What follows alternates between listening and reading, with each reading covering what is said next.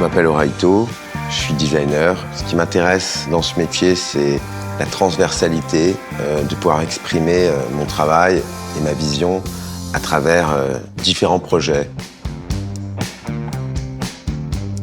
Renault, c'est une marque qui fait partie de la mémoire collective. Étant français, j'ai vraiment grandi avec ce losange, avec le design de ce logo fait par Vasarely, qui est un de mes artistes préférés. J'aime l'idée du savoir-faire, j'aime l'idée de l'histoire, de la légitimité. C'est ce que j'ai beaucoup aimé dans notre partenariat avec Renault.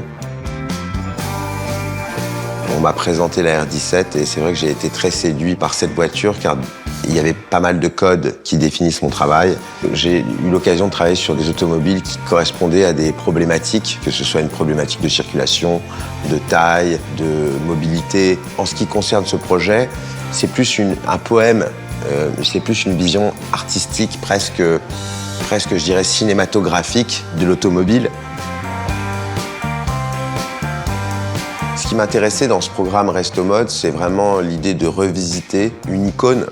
Pour moi, le challenge, c'était de la rendre encore plus monobloc que ce qu'elle n'était, d'essayer d'harmoniser les volumes, les différentes parties de la voiture. Au-delà du design, nous avons également étendu le concept du Resto Mode au moteur avec une solution 100% électrique, performante et dans l'air du temps.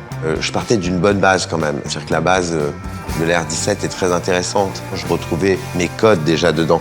Donc il y avait juste à les simplifier, les magnifier, parfois les isoler, parfois les lier, parfois essayer d'enlever quelques éléments pour que ce soit plus qu'un élément. Donc de raccorder certaines fonctions, le tableau de bord, le volant, et un travail aussi sur les matériaux qui était cohérent avec mon univers et mon univers architectural. L'idée, c'est qu'il n'y ait pas de séparation finalement entre l'intérieur et l'extérieur. C'est ce que j'aime faire aussi souvent en architecture. Donc l'intérieur s'inspire vraiment de l'univers du salon finalement. On l'a rendu beaucoup plus domestique, moins automobile. C'était une première, j'ai adoré collaborer avec les équipes de chez Renault. C'est un travail d'équipe, mais là, c'est des grosses équipes. Il y a eu tout de suite une compréhension, une vision commune. J'ai collaboré avec les équipes de Sandip qui modélisaient limite en temps réel toutes mes idées. C'est-à-dire que j'ai envoyé 2 croquis et 2 minutes après, j'avais déjà les pièces qui étaient modélisées. Cette voiture m'a inspiré très rapidement. Enfin. Et Gilles a adhéré, je dirais, de manière quasi automatique à la vision que j'avais sur cette voiture. Une voiture, ça peut prendre des années. Là, on est sur un temps de 6 mois. Il y a tout ce travail de réflexion et il y a aussi ce travail de peur où on se dit est-ce que c'est le bon choix? Là, on n'a pas ce temps-là.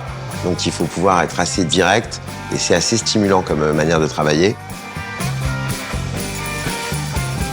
C'est la voiture d'un James Bond, mais un peu plus fun, un peu peut-être décalé, peut-être un James Bond qui porterait des pattes d'F et des chemises à fleurs.